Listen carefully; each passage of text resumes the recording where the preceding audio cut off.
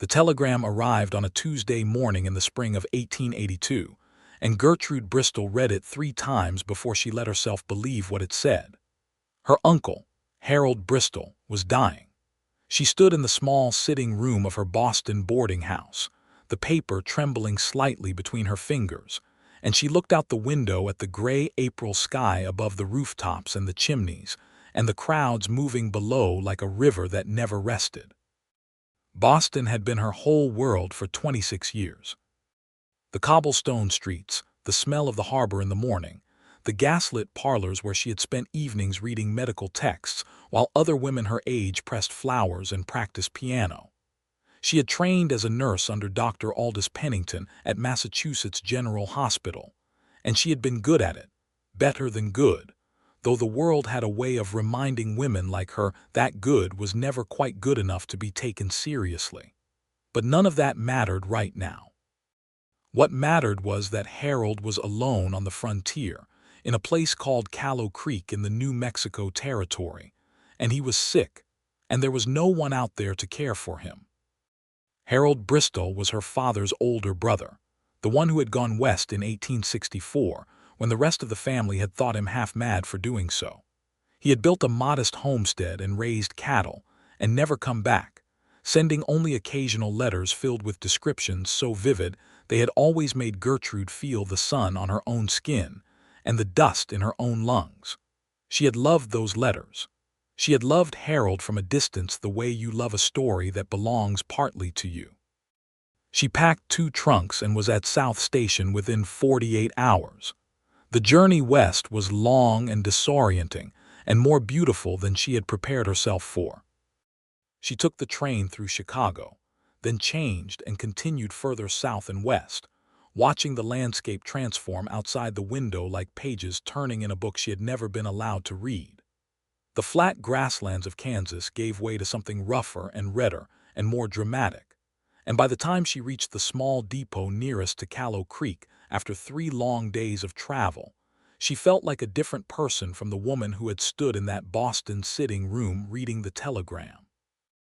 A hired wagon brought her the last 14 miles to the settlement, driven by an older man named Hector who said very little but pointed out landmarks as they passed them, as if she were going to need to find her way back by herself someday. Callow Creek was not much to look at from the road.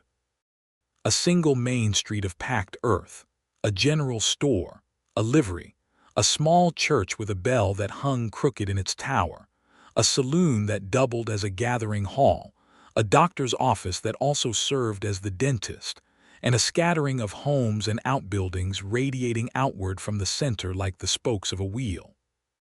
Beyond all of that, the land opened up wide and extraordinary red rock formations rising in the distance, the sky above so enormous and so blue that Gertrude caught her breath each time she looked directly up into it. Harold's homestead sat at the eastern edge of the settlement, a modest but well-kept adobe house with a covered porch and a garden that had clearly once been tended with care but had grown ragged and uneven in recent months. The sight of the garden made something ache in Gertrude's chest. Harold had always mentioned the garden in his letters. She found him in bed, pale and thin and smaller than she had imagined him from his letters, though his eyes lit up when she came through the door and she had to press her lips together hard to keep her composure. "Gertie," he said, and his voice was rough and low. "You actually came." "Did you think I wouldn't?" she said, and she crossed the room and took his hand, and she sat with him for a long time while the afternoon light moved across the floor. The local doctor, a tired-looking man named Dr. Ewan Marsh who wore wire-rimmed spectacles and smelled faintly of tobacco, came by that same evening and explained to Gertrude what he had already explained to Harold. It was his lungs.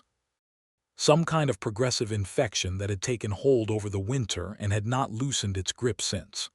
There was medication, laudanum for the pain, compounds that might slow the progression, and rest, absolute rest and clean air and good food. Dr. Marsh was not optimistic, but he was not entirely without hope either, and Gertrude respected that in a physician. She asked detailed questions and he answered them, and by the time he left he looked at her with something that was close to professional respect, which, for a woman who had been told more times than she could count that she was overstepping, felt like a small victory.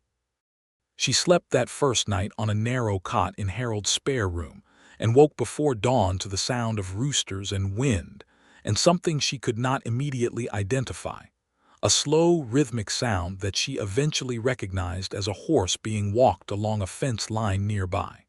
She got up and went to the window.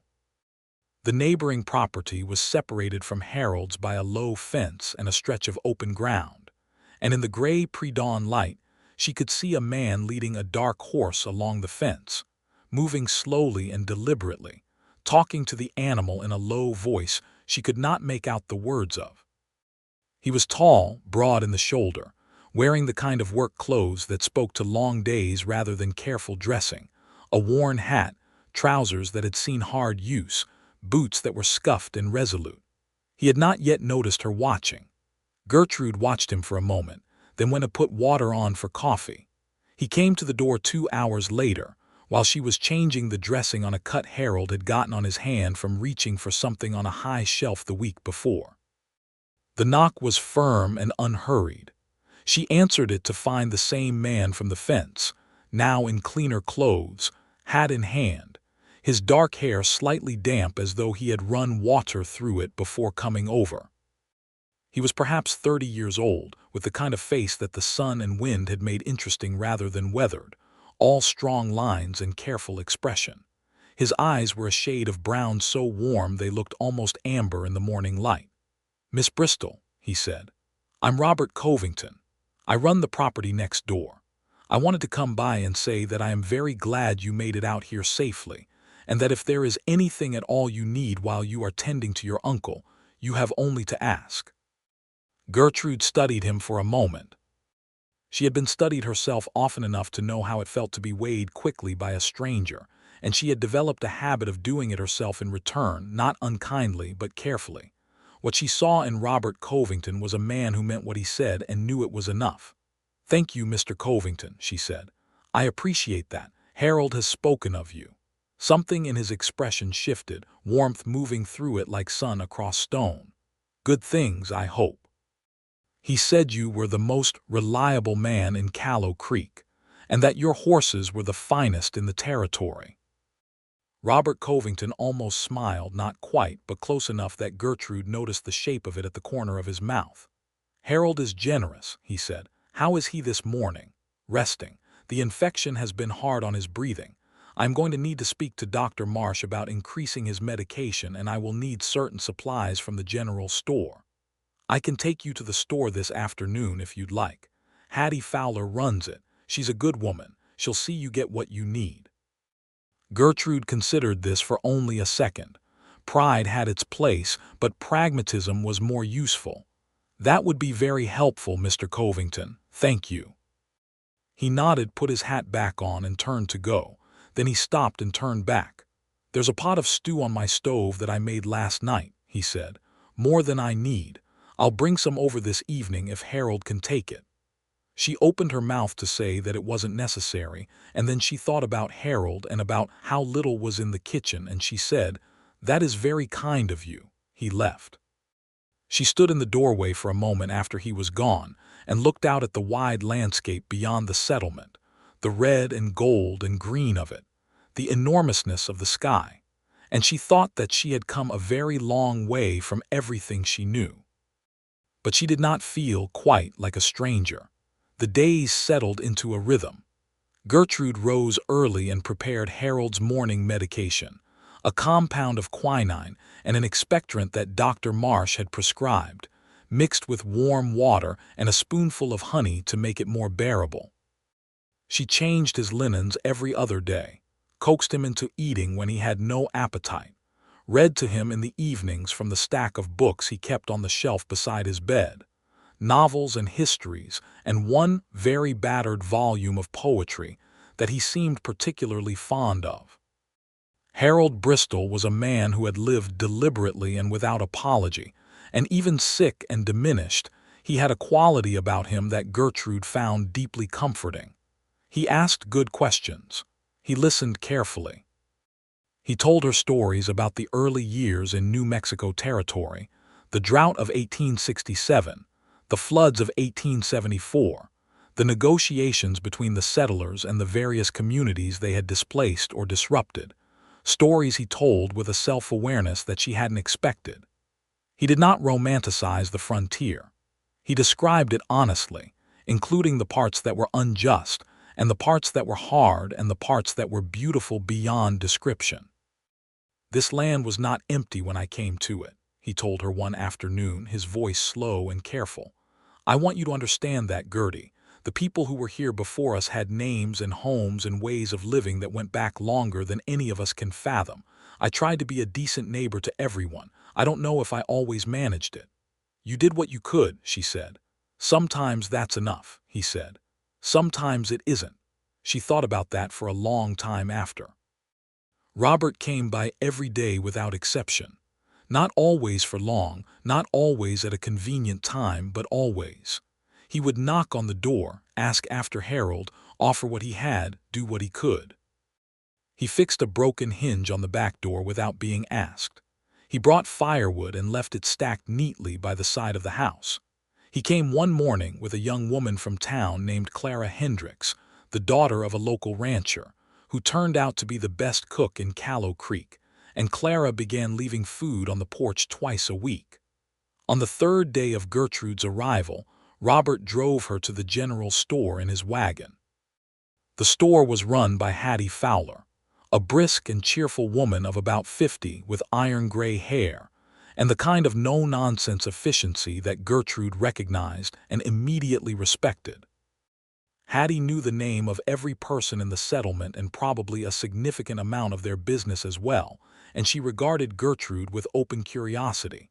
"Harold's niece from Boston," she said, looking Gertrude up and down with frank appraisal.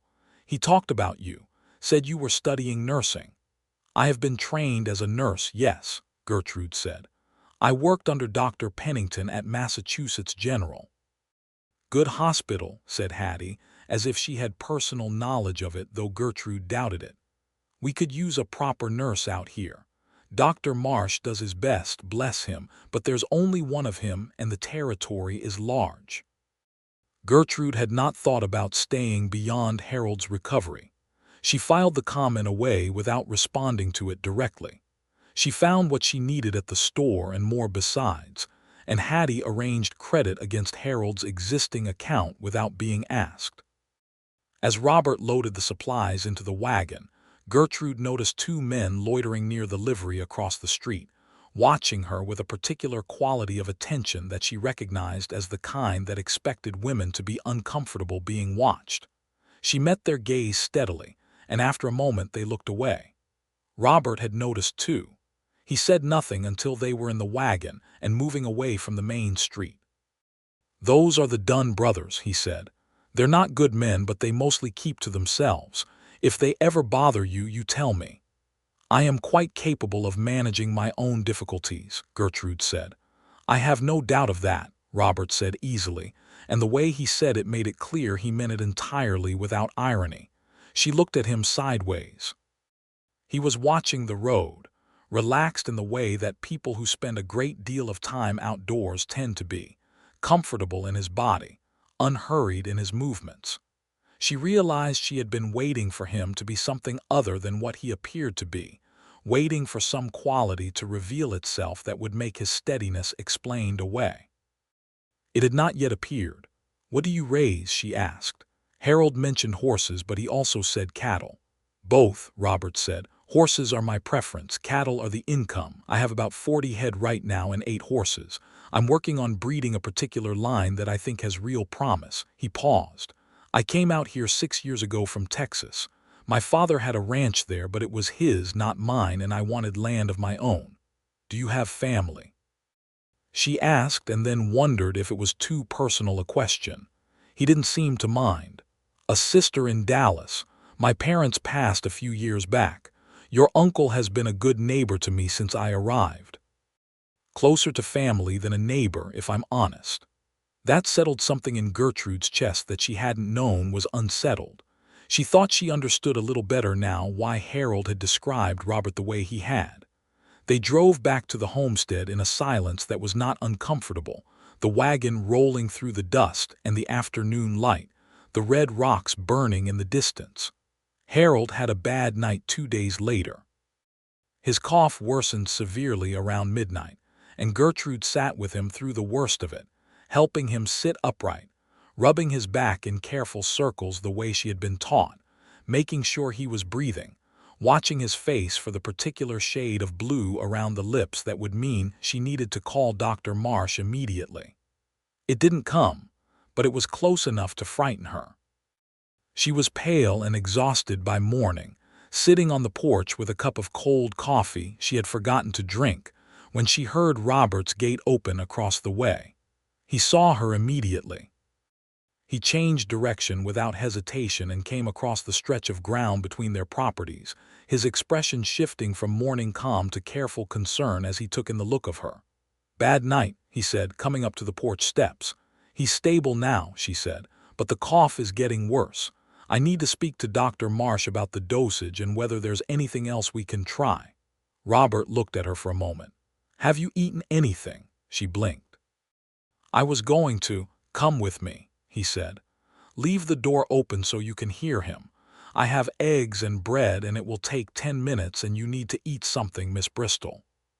She was too tired to argue, and if she was honest with herself, the directness of the invitation was a relief after years of managing herself entirely alone. She followed him across to his house, which was slightly larger than Harold's and arranged with a functional simplicity that felt lived in rather than sparse. There was a good-sized kitchen with a wood stove that he had already fired up for the morning, a sitting room with bookshelves that surprised her pleasantly, and through the open doorway she could see the beginning of a hallway that led deeper into the house. He cooked eggs and thick slices of bread toasted at the edge of the stove, and poured strong coffee, and put it all on the kitchen table without ceremony. She ate. She hadn't realized how hungry she was until she started. He sat across from her and drank his own coffee and did not fill the silence with talk, which was something she appreciated more than she could have said. There was a particular kind of person who felt that silence needed to be corrected, and she had always found them exhausting. Robert Covington was apparently not one of them. "You have books," she said after a while, nodding toward the sitting room.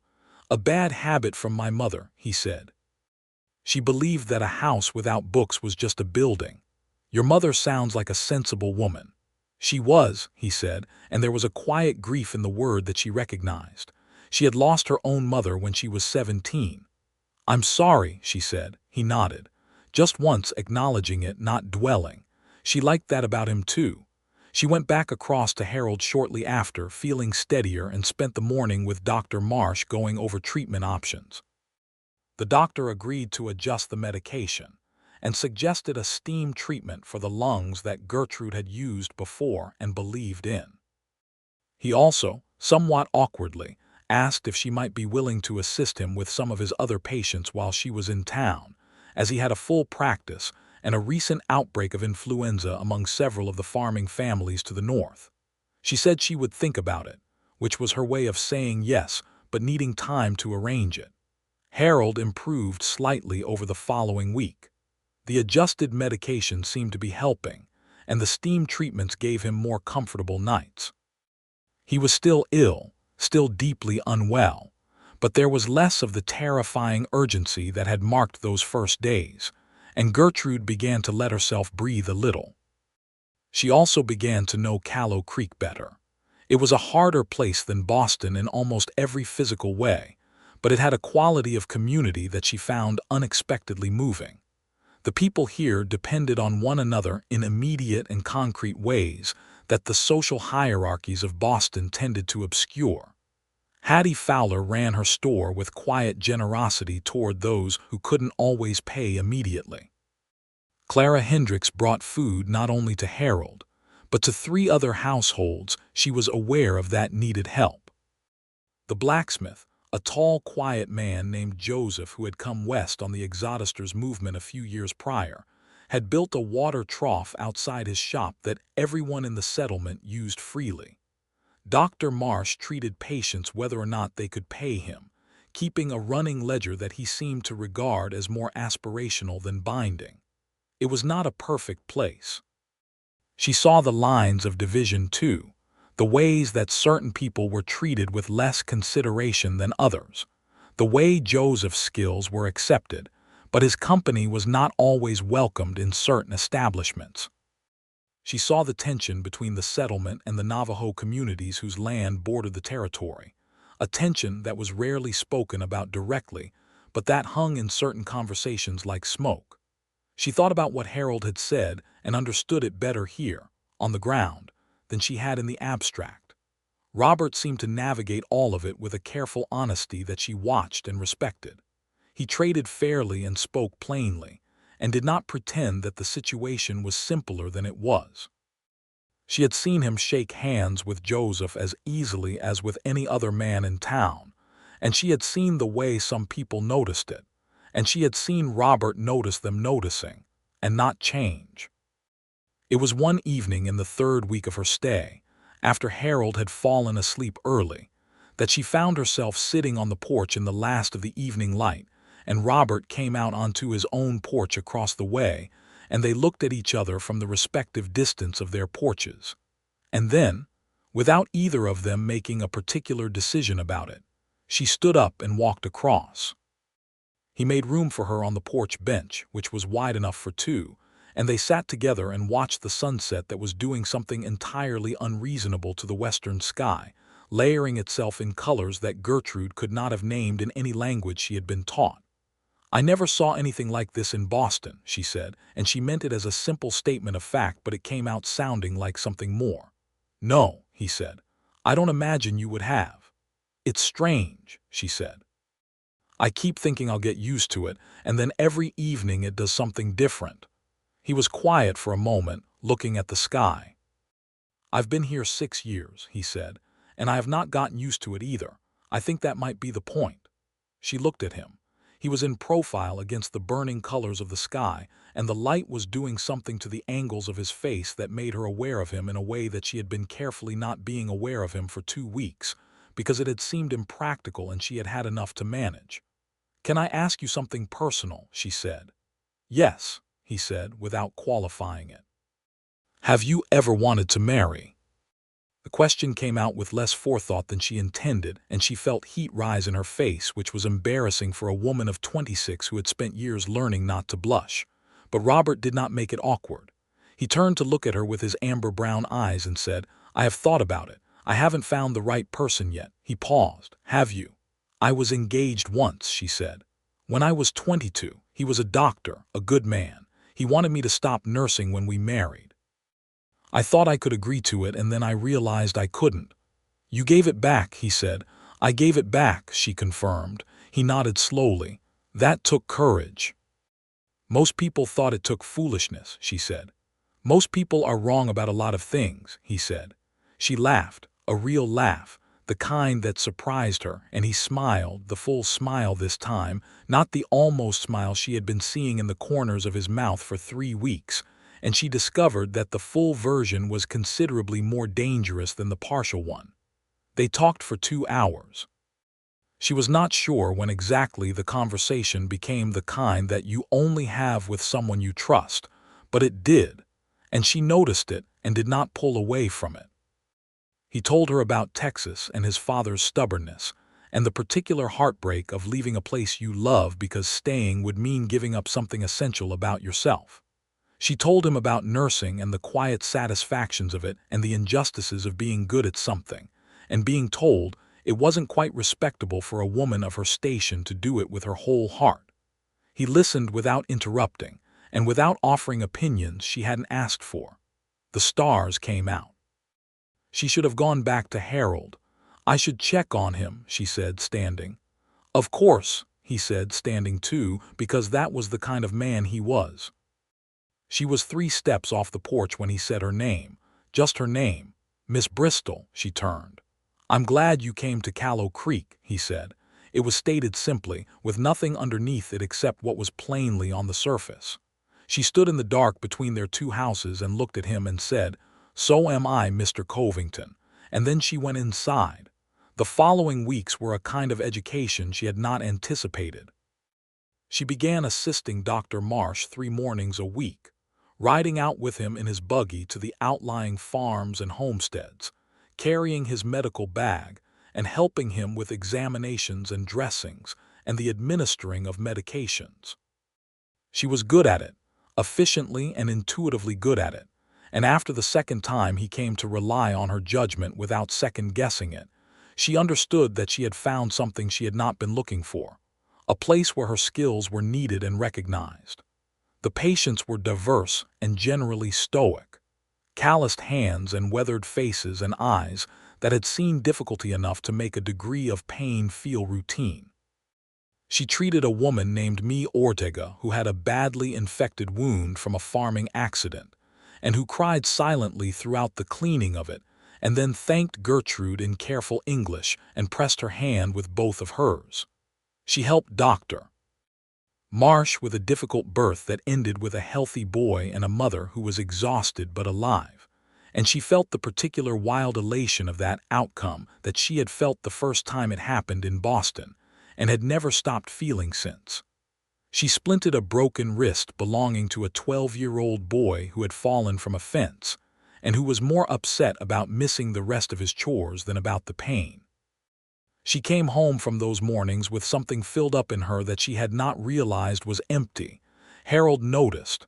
"You're happy here," he said one afternoon, watching her with his faded but still perceptive eyes. "I'm busy," she said. "You're happy," he insisted. "There's a difference between being busy to fill time and being busy because you're in the right place. I know the difference. I came west 40 years ago because Boston was the first kind and this turned out to be the second." She didn't argue with him. She didn't entirely disagree. She also could not pretend she didn't know that a significant portion of her happiness was adjacent to, if not directly caused by, the man who lived on the other side of the fence. Robert had become a part of the texture of her days, in a way that felt both perfectly natural and quietly extraordinary. He was there in the mornings when she brought Harold his medication, sometimes visible across the property as he worked, sometimes knocking on the door with something useful. He was there in the evenings, often enough that it had ceased to be a coincidence and become something else, something neither of them had named yet, but that had a shape and a weight and a warmth that she was beginning to find it difficult to imagine doing without. He taught her things. Not condescendingly, not as a man showing a woman how the world worked, but as someone who had knowledge of a particular place and was willing to share it if she was interested.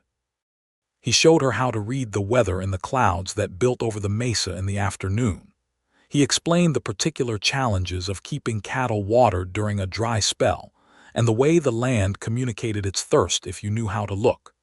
He told her the names of plants she didn't recognize, which ones could be used medicinally, and which ones should be avoided, and he was surprised and visibly pleased when she demonstrated she had prior knowledge of some of them from her nursing training.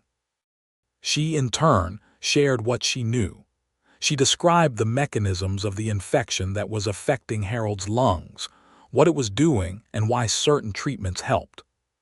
She talked about what she had observed in her years nursing, the patterns of illness and recovery, the things that medicine could do, and the things that it couldn't, and the difficult line between them. He listened with the same focused attention he gave everything else, asking questions that showed he was genuinely thinking about what she said rather than simply waiting for her to finish. One afternoon, about 5 weeks after her arrival, she was hanging laundry on the line behind Harold's house when she saw a boy, perhaps 10 years old, come running from the direction of the road, clearly frightened. "Miss Bristol," the boy called. She recognized him as Tommy Ortega, Me's son. "Miss Bristol, Mama is sick again and Papa says please come." She had her medical bag, which she had taken to keeping packed within 30 seconds. She looked across at Robert's property and he was already coming, having seen the boy from wherever he had been working. "I'll drive you," he said, and she didn't argue. The Ortega farm was 2 miles east. Me had developed a fever, and the wound that Gertrude had treated before was showing signs of renewed infection, deeper this time, more concerning. Gertrude worked for 2 hours, cleaning and repacking the wound, administering what medication she had, making assessments that led her to send Tommy back to town for Dr. Marsh while she stayed and monitored Me's temperature and kept her talking and comfortable. Robert had stayed. He sat with Me's husband, Raphael, in the front room of the small house, talking quietly, keeping the man from the worst of his fear. When Tommy came back to report that Dr. Marsh was away at another farm but would come as soon as possible, it was Robert who went out and rode to find him, which took another hour. And when Dr. Marsh arrived and assessed the situation, he looked at what Gertrude had done and said, "Good. This is good. You may have kept it from turning septic." Me recovered over the following 2 weeks. It was not a certainty she was going to for a while, and Gertrude visited every day. And in some of those days she sat very long with the uncertainty of it and what it meant, and she held Me's hand and talked to her in a low voice about ordinary things to give her something to listen to. Robert drove her out each time without being asked. On the drive back one evening, with the late light painting everything in copper and gold, Gertrude looked at the side of Robert's face and said, "Why do you do all of this?" He kept his eyes on the road. "Do all of what? Help me, help Harold, help everyone you help." He was quiet for a moment. Not the quiet of someone who didn't have an answer, but the quiet of someone choosing how to give one. "My mother used to say that kindness was a practice," he said finally, "like prayer or hard work, that if you did it regularly, it became who you were rather than just what you sometimes did. I think she was right about that." "And is that all it is?"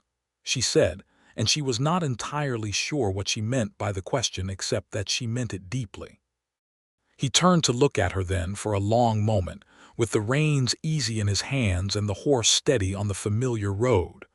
The amber in his eyes caught the evening light and held it. "No," he said, "it is not all it is." She looked back at the road ahead and felt her heart doing something complicated and warm. Neither of them said anything else the rest of the way home. But when he helped her down from the wagon at Harold's gate, his hands on her waist just briefly, the kind of assistance that was perfectly ordinary and also not ordinary at all, they stood for a moment close enough that she could see the fine lines at the corners of his eyes and the set of his jaw and the entirely unfair beauty of the man in the evening light. "Good night, Miss Bristol," he said. "Good night, Mr. Covington," she said. She went inside and stood with her back against the closed door for approximately 30 seconds before Harold called from his room. "That boy has been half in love with you since the first time you spoke to each other, you know." "Hush," she said, going to check on him. "I'm sick, not blind," Harold said, and coughed in a way that sounded almost smug. The following Sunday, Callow Creek held its regular social gathering, a tradition that happened once a month in the church hall, a combination of community meeting and social occasion that served as the settlement's main point of collective cohesion. Gertrude had been told about it, but had been too preoccupied to attend the previous one. She put on her best dress, a deep blue wool that she had bought before leaving Boston on the assumption that even the frontier required one good dress, and she pinned her dark hair in a style that was practical enough for the country but neat enough to show she hadn't entirely abandoned herself. She checked Harold, who was having a good day, and cheerfully shooed her out the door. She walked the half-mile to the church hall with Clara Hendricks, who had come to collect her with the eagerness of someone who had been hoping for a friend and had recently found one. Clara was 23 and bright-spirited and very kind, and she knew everything about everyone in Callow Creek in the way of someone who listened carefully and judged rarely. "Robert Covington will be there," Clara said, with the specific tone of someone who has been waiting to say something and is finally saying it. "He lives here," Gertrude said. "I imagine most people will be there." Clara gave her a look that suggested she found this very transparent. "He doesn't usually attend the socials," she said. "He's been attending since you arrived." Gertrude said nothing to this, which was its own kind of answer. The church hall was warm and full of people, lit by lanterns that cast a golden light over everything and made the rough interior charming in a way it probably wasn't in the honest light of day. There was fiddle music, two men playing with the kind of skill that comes from long evenings of practice, and a table of food that seemed to have been assembled by the entire settlement, each person having brought what they had. Gertrude was introduced to people she hadn't met yet, and she was welcomed with a warmth that surprised her, a warmth that was partly, she suspected, because everyone knew she was caring for Harold, and because Harold was well liked, and because the frontier created a specific kind of gratitude toward people who showed up when they were needed. Robert was already there when she arrived. He was across the room, talking to Joseph and another man she didn't know, and he saw her almost as soon as she came through the door. He did not come to her immediately, which she found she respected, but within 20 minutes he had made his way across the room and come to stand beside her, close enough to talk without being overheard. "You look lovely tonight," he said quietly, and it was stated with the same matter-of-fact sincerity he put into everything else he said, so that there was no artifice in it and no way to dismiss it. "Thank you," she said. She felt no need to deflect it. They stood together for most of the evening. They danced once, a simple reel that the fiddle players launched into with cheerful energy, and Robert danced the way he did everything else, with an unhurried competence that somehow made her feel entirely capable herself. When the song ended and the room applauded, he held her hand for a moment longer than was technically necessary, and then let it go with a gentleness that she felt in her chest. Later, standing outside in the cool night air, while the music and warmth of the gathering came through the walls of the church hall, he said, "Gertrude," and it was the first time he had used her given name, and she turned to look at him. He stood in the dark with the stars overhead, hat in hand again, the way he had been on the very first morning he had come to Harold's door, and the circle of it moved her without her being able to fully say why. "I want to say something," he said, "and I want to say it honestly." "Then say it," she said. "I am aware that you came here for a specific reason and that your life is in Boston," he said carefully, "and I would not want you to feel that I am asking anything of you that you have not chosen for yourself. But I would be lying to you and to myself if I pretended that what I feel when I am with you is ordinary. It is not ordinary. You are not ordinary." He paused. "I find that I have been hoping, perhaps selfishly, that Callow Creek might offer you something worth staying for." The night air was cool and smelled of sage, and the distant hills, and the dry grass that the wind stirred somewhere out beyond the lights of the settlement. She looked at Robert Covington standing in it, and felt with a clarity she had rarely encountered in her careful and considered life that she knew exactly what was happening and exactly what she wanted. "I don't think hoping is selfish," she said. "I think it is honest, and I find that I have been hoping for some of the same things." The expression that moved across his face then was one of the most beautiful things she had ever seen, pure and unguarded and warm, and he reached out and took her hand in both of his and held it as if it were something worth keeping. "Then may I court you properly," he said, "with every intention of doing right by you, whatever that eventually means." She squeezed his hand. "You may," she said. They went back inside together, and Clara Hendricks saw them and pressed her lips together in a smile she was very clearly trying to manage. And Hattie Fowler, who missed nothing, gave a small satisfied nod from across the room. Courting Robert Covington, or rather being courted by him, which in practice looked very much like what they had already been doing, but with an acknowledged intention that changed the quality of everything, was one of the great pleasures of Gertrude's life. He took it seriously in the best possible way. He brought her wildflowers that she hadn't asked for and couldn't identify, and she pressed them between the pages of a medical reference text, which amused him when he found out. He spent an entire Sunday afternoon helping her reorganize Harold's pantry, which was a deeply unsexy way to spend a Sunday afternoon, but which they both somehow found entirely enjoyable. He took her riding, lending her his gentlest horse, a gray mare named Paloma, and taught her to read the land at a pace that was something between meditation and discovery. She had ridden before in the organized and decorous way of Boston parks, but riding with Robert across the open country around Callow Creek was entirely different, a different experience, a different understanding of the relationship between a body and land. They argued sometimes.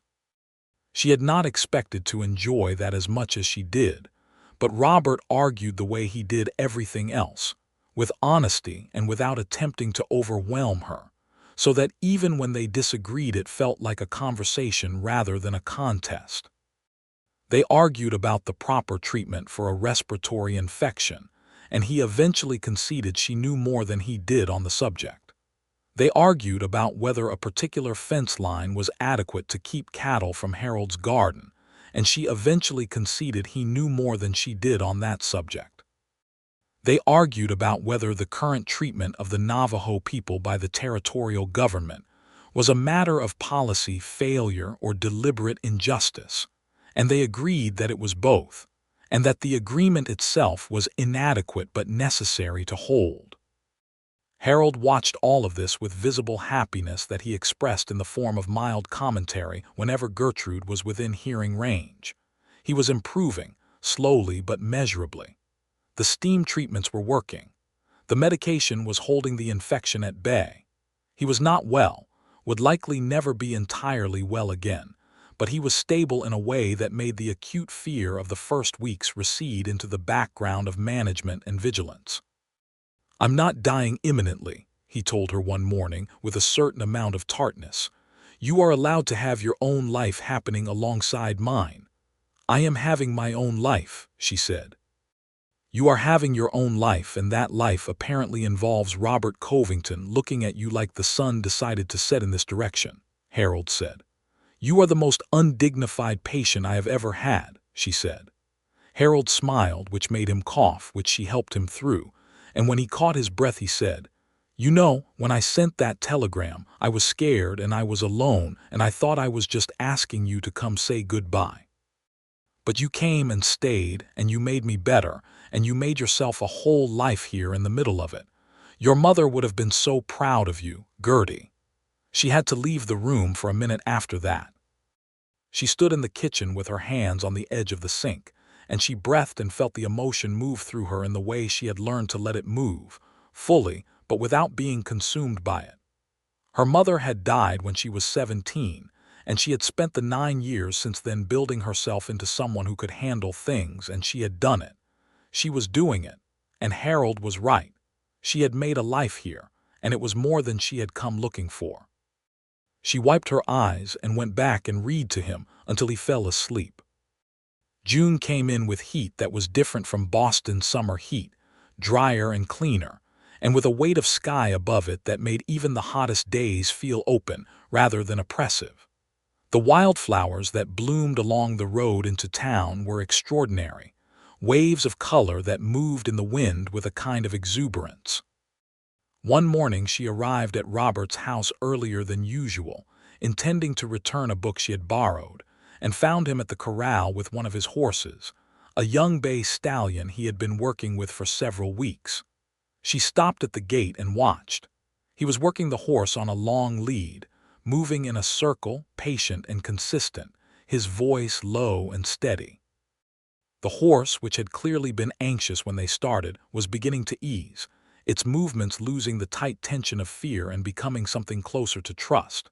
She watched for a long time without saying anything, and he knew she was there but didn't stop what he was doing, which was exactly right, because breaking a horse's concentration at the wrong moment undid the work of an hour. When the horse settled and Robert brought it to a stop and patted its neck, he looked over at her. "You're early," he said. "I brought your book back," she said, holding it up. He opened the gate for her and they walked together toward the house, the horse ambling behind him with a new ease that was visible and lovely. "How long does it take?" she asked. "To earn its trust." "Depends on the horse," he said. "This one has been hurt before. You can tell by the way he reacts to sudden movements. Something happened to him before I bought him, something he remembered. It takes longer with horses that have been hurt." You have to show them that not everything is going to feel the same way as the thing that scared them. She thought about that walking up the porch steps. That's true of people too, she said. He held the door open for her. I suspect it is, he agreed.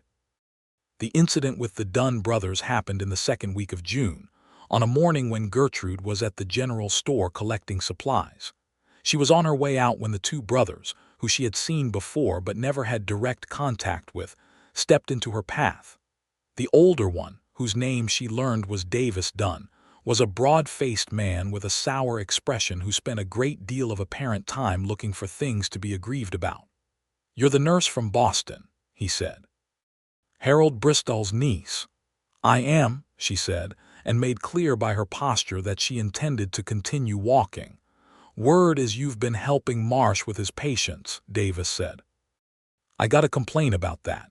My wife's been seeing Marsh, and I don't want some woman who isn't a proper doctor poking around in her business." Gertrude stopped. She looked at Davis Dunn with the particular calm that she had developed in years of navigating institutions that were not designed to accommodate her. "Your wife has the right to choose who cares for her," she said. "If she prefers to see Dr. Marsh alone, that is entirely her choice to express to him directly. But I am a trained nurse with several years of practical experience, and my involvement in Dr. Marsh's practice has been at his professional request. If you have concerns about the quality of care, Dr. Marsh is the appropriate person to speak to." Davis Dunn's face reddened.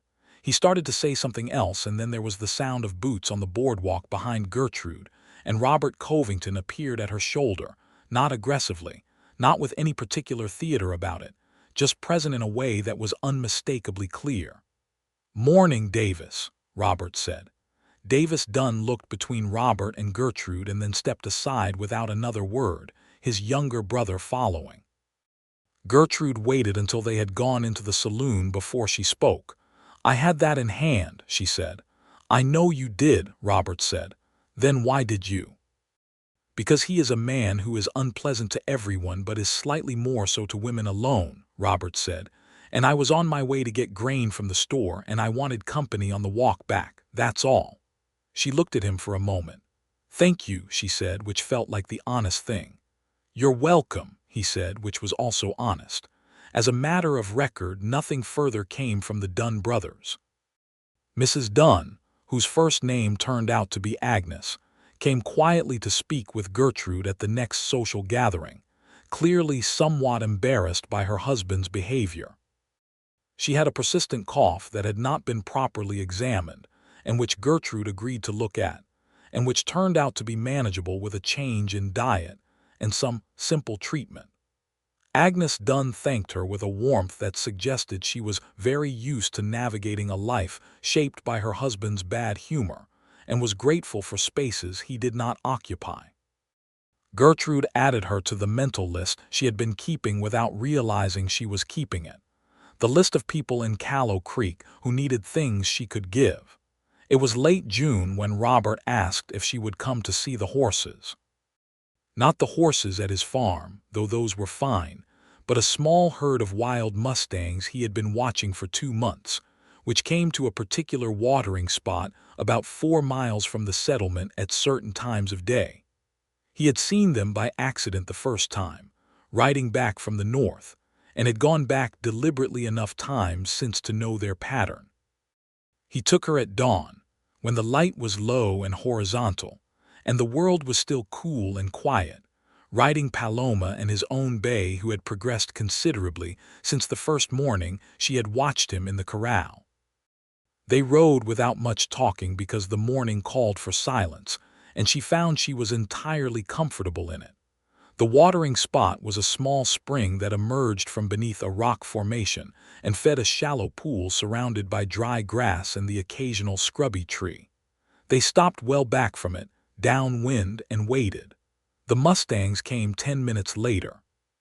There were 11 of them, mares and foals and 2 stallions, moving with a wariness that was specific and alert but not alarmed, because nothing here had alarmed them yet.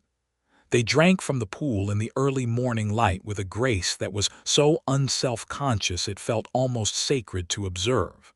Gertrude did not move. She barely breathed. She was aware of Robert beside her, equally still, and she thought that this was one of the things he was, under all the practical usefulness and steady competence. A man who knew how to be still in the presence of something beautiful and let it be. One of the foals, after a while, lifted its head and looked directly at them, looked for a long moment with the bright, wild curiosity of the very young, then went back to the water. On the ride back, the sun fully up and the day warming around them, Robert said, "I have been thinking about something." "Tell me," she said. "I think I love you," he said. "I don't say that lightly. I've been careful about it. But I've thought about it long enough and honestly enough that I'm as certain of it as I've ever been of anything." Gertrude kept her eyes on the track ahead for a moment. The warmth in her chest was enormous and steady, the kind of feeling that her careful and rational mind could not argue its way out of and was not trying to. She turned to look at him. He was watching her with that same open honesty she had come to recognize as simply what he was, and she found that the idea of not returning it honestly was entirely impossible. "I love you too," she said. "I have been thinking about it long enough and honestly enough as well." The smile that came over his face was the kind that changed his whole expression, not the small one at the corner of his mouth that she had been watching for months, but something that started there and moved outward into everything. "I was hoping for that," he said. "I know," she said. They rode back to Callow Creek together in the morning light, and when she went in to check on Harold, he looked at her face and said, "Well," with considerable satisfaction, and then asked her to pour him his morning coffee. Harold continued to improve through July. It was not a swift or dramatic improvement, but a slow and real one, the kind that builds on itself day by day until you look back from a distance of weeks and realize how far the ground has shifted. He was sitting up for longer each day. His appetite had returned to something approaching normal. The cough, while not gone, had moderated significantly from the terrifying depth it had reached in those first weeks. Dr. Marsh came by twice a week now rather than every other day, and he said each time that he was guardedly pleased. Harold himself was less guarded about it. "I am not going to die this year," he announced cheerfully one morning in late July. "Possibly not next year either." "You will certainly not die this year if you stay in the shade in the afternoon heat and drink the water I leave for you," Gertrude said. "Spoken like a tyrant," he said fondly. Robert proposed formally on a Sunday afternoon in August, on the porch of Harold's house, which seemed right to Gertrude since Harold was the person who had brought them to the same place. He was on one knee in the way of tradition, and the ring he offered her was simple, a thin gold band with a small turquoise stone that was the color of the New Mexico sky on a clear day, and he had chosen it himself, and she could see the consideration in it. "Gertrude Bristol," he said, "I am asking you to marry me and to build a life here with me, and I want you to know that by here I mean this place and this community and this practice you have made for yourself, because I would not ask you to give up any of it. I am asking you to stay, not instead of yourself, but as yourself, alongside me." She looked at him kneeling in the afternoon light with the turquoise ring and the honest eyes and the enormous quiet heart of him, and she said, "Yes. Robert Covington, yes." He put the ring on her finger and stood, and she went into his arms, and they held each other there on Harold's porch with the warm air around them, and the sound of Harold making absolutely no pretense of not being able to hear from inside the house. Finally, Harold called, and then coughed, and then said, I'm all right, carry on." The wedding was in October, when the heat had eased, and the light had turned the particular golden quality of autumn in the high desert. The ceremony was held in the church, which was small enough that the whole community, in practice, could not fit inside, so they held it with the doors open and people standing outside in the churchyard as well. Reverend Michaels, a weathered man who had been in Callow Creek for 15 years, performed the ceremony with a warmth and simplicity that felt right. Gertrude wore her blue dress, the same one she had worn to the social gathering where Robert had first said her name without the formality of Miss. She carried wildflowers that Clara had gathered and arranged with great care and genuine love. Harold, who had been well enough for the past 3 weeks to insist on attending, and had overridden all of Gertrude's medical caution on the subject, sat in the front pew looking more alive than he had in months, which she suspected was largely a function of happiness. Robert stood at the altar in a dark jacket she had not seen on him before, clean and careful, hat removed, hands clasped in front of him with a stillness that was both nervous and certain. When she came down the aisle on Harold's arm, Harold walking slowly but upright and determined, Robert looked at her the way she had come to love being looked at by him, with everything he felt entirely visible on his face. They said their vows. She meant every word with a completeness that had nothing conditional in it. When Reverend Michael said they were husband and wife, the sound that came through the open doors from the people gathered outside was warm and real, and she heard Hattie Fowler's voice distinctly above all of it. They walked back down the aisle and out into the October afternoon, and the whole of Callow Creek was waiting for them, and someone had brought the fiddle players from the saloon, and the party that followed in the churchyard lasted until long after dark. She danced with Robert in the firelight, properly this time, with the knowledge of what they were to each other and where they were going, and the music was rough and joyful, and the air smelled of sage and celebration. She danced with Harold, too, a slow and careful dance that was more embrace than movement, and he held her at arm's length afterward and looked at her with his old man's eyes full of feeling. "Your father would have liked this very much," he said. "He always worried about you going through the world alone." "I'm not alone anymore," she said. "No," Harold agreed. "You are not." They made their home in Robert's house, which was larger and which they set about arranging together with the particular negotiation of two people who have formed themselves independently and must now form something together. She brought her medical books and her nursing equipment and the pressed wildflowers still in the medical reference text, which Robert found and placed on the bookshelf between a history of the frontier and a novel by Mark Twain. Harold's house remained Harold's house, close enough that Gertrude could check on him every morning, which she did. She continued her work with Dr. Marsh, and in the spring of the following year, 1883, Dr. Marsh raised with her in a formal and serious way the possibility of her taking on a more official role in his practice. Not as an assistant, but as a true partner, with her own patient list and her own authority over her cases. He had written to a colleague in Santa Fe about the precedent, and the colleague had confirmed that while it was not common, it was not without precedent either, particularly in the territories where the shortage of medical personnel created a pragmatic flexibility that the more established eastern states had not yet found necessary. Gertrude said yes. She also, that spring, realized she was pregnant. She told Robert in the kitchen in the morning, while he was making coffee, and she had just confirmed it as well as she could confirm such things.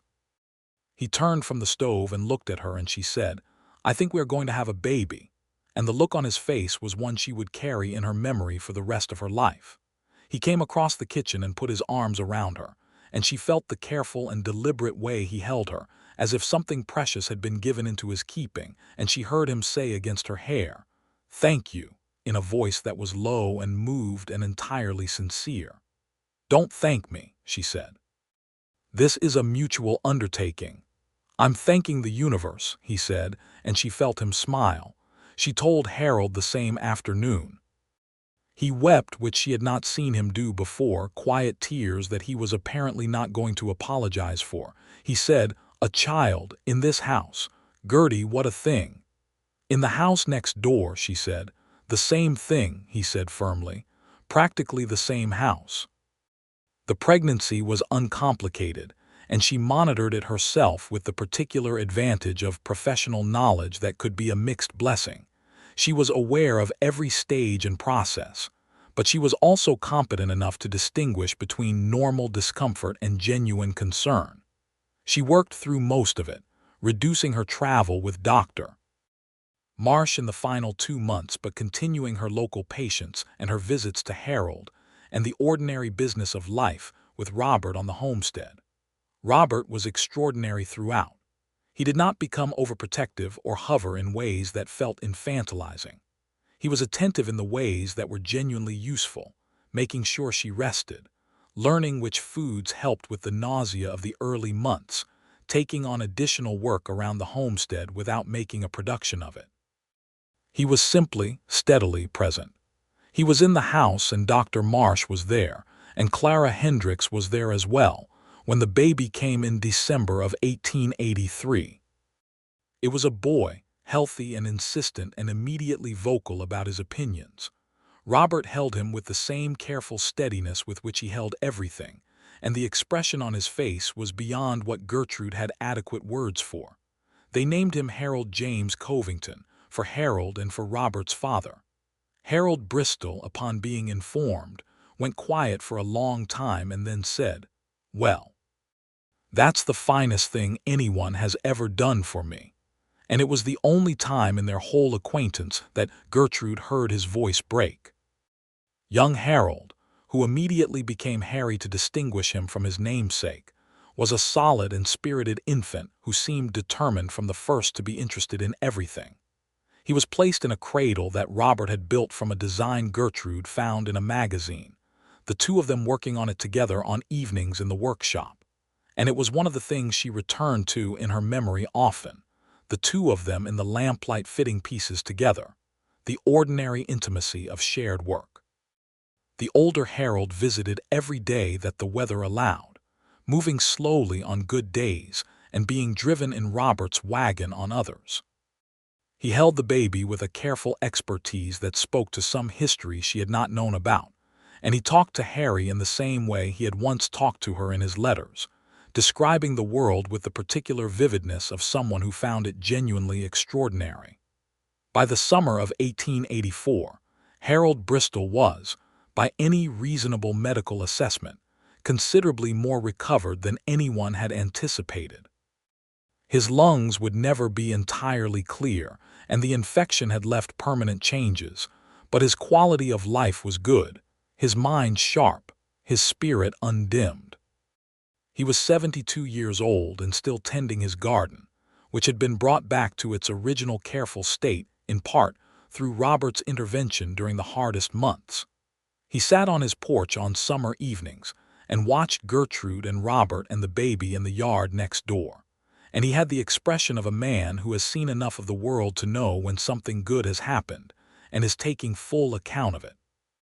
One evening he called across to Gertrude, "Did I ever tell you that when I sent that telegram I was not at all sure you would come?" She looked up from where she was sitting in the evening air with Harry on her lap. "I almost didn't," she said. "I had a full roster of patients and I wasn't sure I could leave." "What made you decide?" he asked. She thought about it honestly. "You always described it so well in your letters," she said. "I think part of me wanted to see it for myself." Harold smiled. "Well," he said, "I'm glad you did." Robert, who had been brushing Paloma nearby, came to stand beside Gertrude's chair, and she looked up at him and he looked down at her, and neither of them said anything for a moment. And the evening air was warm and full of the smell of the garden and the sound of Harry making the contented noises of a baby who has eaten well and is philosophically disposed toward the world. "So am I," Robert said, answering Harold but looking at her. She reached up and took his hand and held it. The years settled around them with the same gentle inevitability with which the land settled at the end of each day's heat, the deep quiet of something that has found its proper shape. Gertrude's practice grew. By 1885 she was seeing patients 4 days a week, Dr. Marsh having formalized their partnership in writing and registered it with the territorial authorities. She was particularly known for her skill with respiratory illness, which was common enough on the frontier to keep her occupied, and for her willingness to travel to outlying farms and homesteads where people could not easily come to her. She had, over time, also developed a careful and trusted relationship with some of the Navajo families in the surrounding area who had found that she treated them with the same consideration she gave everyone else, which was not as universal an experience as it should have been. It took time and patience, and a willingness to understand the limitations of what she knew, but she believed it was important work, and she did it. The injustice of the situation was not lost on her. She saw how the policies from Washington played out on the ground in the lives of people who had been here longest and had the least recourse. She said what she could in the context where she had any influence, which was limited, and she kept doing what she could do directly, which was care for the people in front of her regardless of who they were. Robert had expanded the ranch. He had 20 horses now, the bloodline he had been developing for years coming into something he was quietly proud of. Horses with particular endurance and intelligence that had begun to attract interest from buyers as far as Santa Fe. The cattle kept the financial foundation stable, and the horses were becoming something more, a reputation, a legacy in the making. He had also, over the years, become something of an unofficial mediator in Callow Creek, a person that other people brought disputes to before they became something that required official intervention, because he was known to listen without favoritism and speak without cruelty. He had not sought this role, but it had found him, the way things that fit a person well tend to find them. Clara Hendricks married a farmer from north of town in 1885 and moved 3 miles away, which was far enough to require planning for visits, but close enough that the friendship remained active and warm. She had a daughter the following year and named her Gertrude without telling anyone in advance, and the original Gertrude cried about it and tried to pretend she hadn't. Hattie Fowler sold the general store in 1886 to her nephew and moved to Santa Fe to live with her daughter, and the whole of Callow Creek came out to see her off in the way of places that know what they're losing. The Dunn brothers left the territory in 1885 under circumstances that were not entirely clear, but seemed to involve a debt that had become untenable, and their departure was not widely mourned. Joseph, the blacksmith, who had continued to be a steady and principled presence in the settlement through all the years, took in an apprentice in 1886, a young man who had come west looking for work, and began teaching him the trade with the same careful patience he brought to everything. Life in Callow Creek was not always easy. There were drought years when the cattle were hard to keep, and the gardens failed and everyone pulled tighter. There was a harsh winter in 1885 that brought illness to many households and kept Dr. Marsh and Gertrude both stretched for weeks. There were losses, the kind that come in any community of people over time, the old and the ill, and more than once, the heartbreaking suddenness of the young. But there was also the particular richness of a life fully lived in a place that had chosen you as much as you had chosen it. Gertrude felt this every morning when she woke in the house she shared with Robert, with Harry's voice beginning somewhere in the house, and the light coming through the window at an angle that she knew by heart now, knew the way you know something you have been given and recognized and decided to keep. In the spring of 1887, she discovered she was pregnant again. Harry was 3 years old, fully capable of communicating his opinions about this development once it was explained to him, and his initial opinion was that a baby was an interesting idea, but he hoped it would be quiet. "Babies are rarely quiet," Gertrude told him.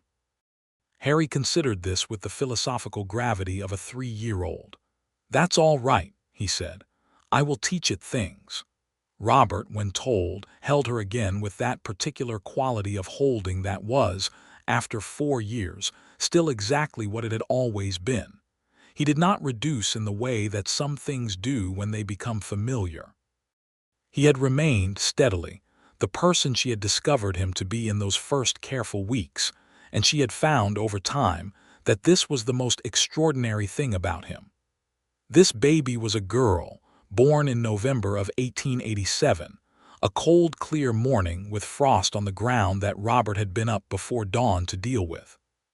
She arrived efficiently and without complication, which Gertrude noted with professional appreciation even in the midst of it, and she was small and dark-haired and had Robert's eyes. They named her Eliza Ann Covington, for no one in particular, but for the names that sounded right when they said them together. Harry met her with the solemnity of someone who has been given a significant responsibility and is prepared to take it seriously. He sat beside Gertrude's bed and looked at Eliza with an expression so concentrated it was almost comical, and then he said, "She's very small." "You were very small too," Robert told him. Harry seemed unconvinced by this but accepted it.